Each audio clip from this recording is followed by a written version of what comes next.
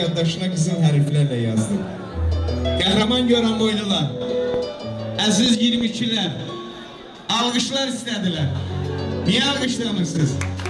Ayın 22-si Göranboy toyu, Kələk toyu, saf sevgi, saf dilək toyu, bizim üçün ürək toyu.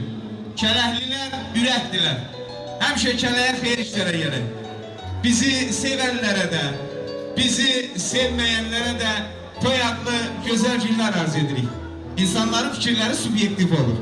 Ama bugün bizə xüsusi sayğı ilə, xüsusi hörmətlə yanaşan Şahbaz Məmmədov ailəsinə xüsusi minnətdarlığımı ifadə etmək istəyirəm.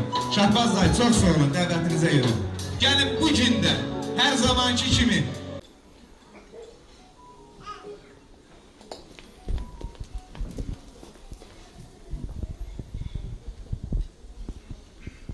şükürlər olsun ki, balaca bəylərin atası bugün evlatlarınız